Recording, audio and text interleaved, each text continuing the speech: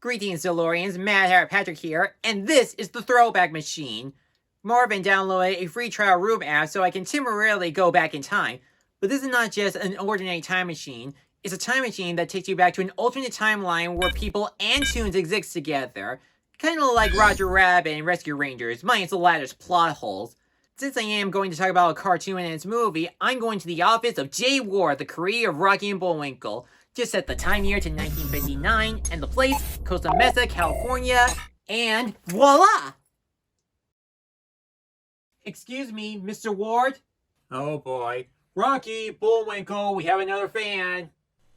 Oh good, because the one I got is broken. Oh, Bullwinkle, he means this guy wants our autograph. Well, no. Although maybe later. I'm here to see Mr. Peabody Sherman. Oh, there are 3 doors out to your right. Thank you. Watch out for that tree! Ouch! Whoops, sorry. Set preparations. Hi, Peabody Sherman. Greetings then, who are you?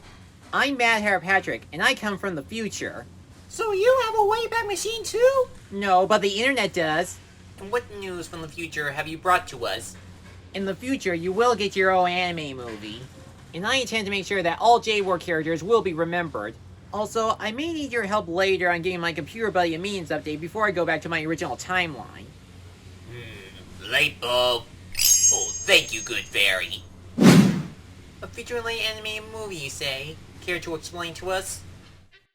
Before the movie was released in 2014, Mr. Peabody Sherman was based on a cartoon segment for the TV show The Adventures of Rocky and Bullwinkle and Friends. In the original show, Peabody's improbable history centers on an intelligent dog named Mr. Peabody and his boy Sherman, who travel back in time using a time machine called the Wayback. They use it to learn about historic events while also helping some recognizable figures. There were plans to make a Mr. Peabody movie back in 2003, just like Jay Ward's other projects during that time, but Lion King co-director Robin Kopp went to DreamWorks to make a computer-animated movie, and Ward's daughter Tiffany would allow some assistance in order to stay true to the original cartoon. While the movie was very well liked by many and it later got a 2D animated Netflix show, it unfortunately became a box office flop. It received $275.7 million against a $145 million budget, and the studio lost $57 million during the process. Well, I think it's time to look at this time capsule to see how well it holds up. Welcome to another episode of The One Reviews. It's time to bring the past to the present and future. For now, this is the Mr. Peabody Sherman movie. It stars the smartest dog in the world, Mr. Peabody, played by Ty Burrell, who sends his adopted son Sherman to school. However, Sherman got into a fight with a girl named Penny. They tried to make amends, but Sherman lost her back in time. Now the two must find Penny, restore the timeline, and protect Sherman from being taken away by a rotten authority figure named Miss Grunion. When it comes to the plot style, it doesn't seem to have the same cartoon formula from the show. The goal is simply return back home from all the time shenanigans before it's too late. It's basically predictable. Also, the movie tries to form this side plot on whether or not Mr. Peabody should keep Sherman as his adopted son, and they're only arguing about this because Peabody is a dog, and that's it. But the thing is, he's not like any other ordinary dog. He's the smartest creature on the planet. In other words, there's no point on this debate. We know Peabody's gonna keep Sherman. However, while we know things will turn out okay and the duo will still be together, what saved this movie is the element of time travel and spirit of Peabody's improbable history. The film successfully stays true to the original source material by simply going back in time, in different time periods, meaning all kinds of historical figures either help or escape from them, while also learning about these events and hear puns from Peabody. A good example is when they enter the French Revolution at the beginning of the movie, where they meet Marie Antoinette and explain how the revolution started. This is what helps makes the movie enjoyable and well executed to give the audience a reason why we should be interested in going to these time periods. He even manages to explore the relationship between Mr. Peabody and Sherman on how they came to be. And since it is based on a classic cartoon, the humor is really funny. Technically, yes, there will be some bad puns like whenever Peabody wraps up their time adventures with a one-liner, but the comedy presents some hilarious visual gags, slapsticks, references to the show, and other in-jokes. As it is a time travel movie, it doesn't hold back what sort of scenarios will occur when messing with time, not just interacting with historic events, but also ripping out paradoxes or bringing some modern stuff to the past or the other way around. Although this would never occur in an episode of the cartoon, but with these cinematic circumstances, it does have the makings of a Peabody improbable history movie. And if they want to make a movie based on a cartoon, they gotta get the characters right. One of the major components of making a film based on a cartoon is to see your favorite characters on the big screen and present some enjoyability. For the 2014 movie, whoever was from the original will be considered likable, and the new ones, probably not. Let's talk about the dynamic duo outside Rocky and Bullwinkle, Mr. Peabody and Sherman. Peabody is everything who he is to be, a smart and sophisticated dog.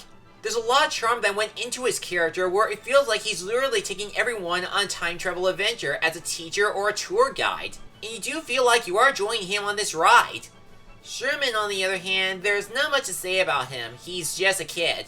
The movie tries to give him some character growth where he can be independent without Peabody's help, but he ends up getting persuaded by others then making his own choice. As for their teamwork, they do manage to work together easily, and there is a good father and son relationship between them.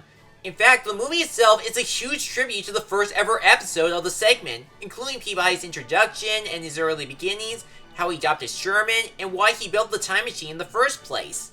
All of which shows a parallel connection between the two. There's also Penny, the girl that Sherman got into a fight at the beginning of the movie, but then eventually became friends. She's really not that interesting because of her bratty behavior, and she can feel like she's just an extra character. But there is one character the movie is better off without, and that is Miss Grunion. Yes, she's the villain in the film, but what we got from her is that she wants to take Sherman away from Peabody because he's a dog. She's not a love-to-hate kind of villain because there's nothing about her that's memorable, and there's no legit explanation or motive why she hates the talking dog other than he's a dog. Again, this is Mr. Peabody, a talking, Harvard-graduated, world peace-making dog. The only individual characters outside of Peabody that are extremely likable are the historical figures the trio interact with. They have the same cartoony nature as the Rocky and Bullwinkle characters to keep the spirit of the show thanks to their voice actors, like the cake lover Marie Antoinette, the short-tempered Maximilian Robespierre, Stanley Tucci as the kooky Leonardo da Vinci, and of course Patrick Warburton as the over-the-top masculine King Agamemnon.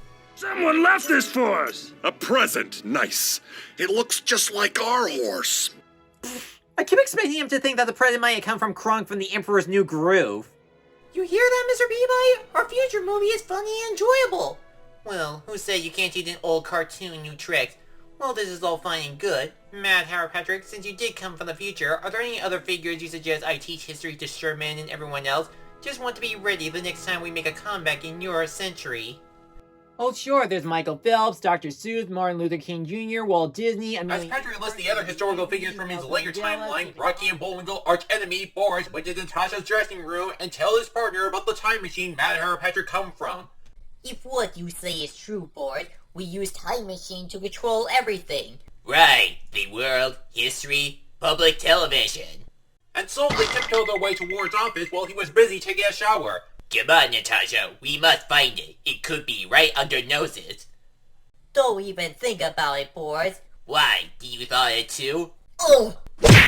But when Natasha punched Boris, he bumped into the invisible throwback machine and his hit broke the camouflage system. Will Boris and Natasha successfully control the time machine to control the world? Will Mad Howard Patrick finish his anime movie review and stop them?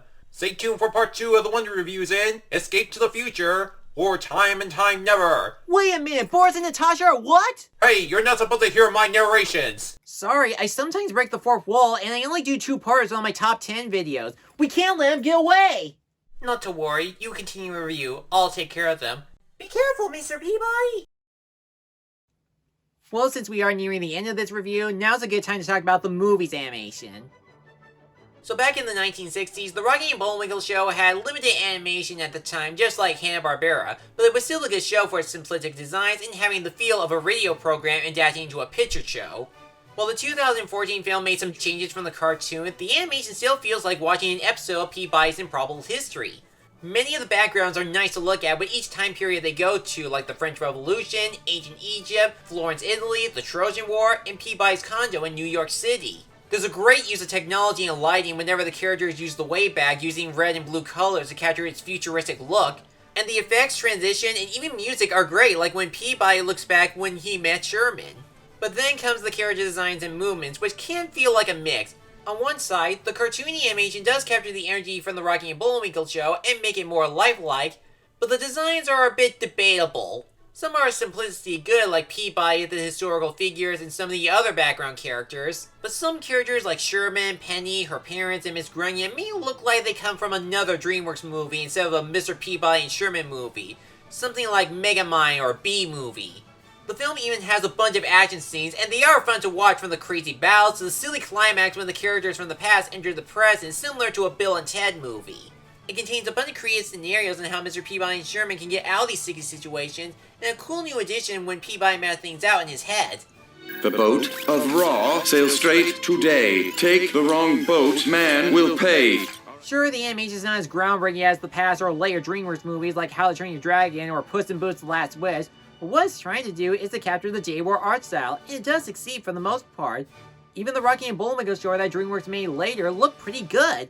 And that's why I still say I'm glad that I saw a Mr. Peabody and Sherman movie. Mr. Peabody and Sherman is an underrated DreamWorks movie that stays true to its respectable cartoon. Well, the plot is predictable and sometimes disjointed, but the animation is nice, the humor is funny, and there are a few likable characters. If you're a fan of the Rocky and Bullwinkle cartoon, then this is something I know you'll really like. And if you haven't seen the original, I still recommend this. You don't have to watch an episode to know everything about it. It's not a highly smart movie, but it's certainly a fun history lesson. I'm gonna give Peabody's movie a B. What was that?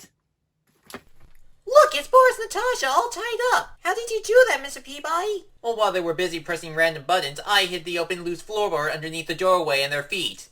Then I used the R lasso from Peckin's Bill to capture these crooks. Either that, or Guy didn't have time to animate whole thing. Quiet, you. Thank you, Mr. Peabody. You really are a good dog. And you're a good father, too. And we will both have a good future movie. Do we get anything good as bad guys? Indeed, you do. You villains are only good behind bars.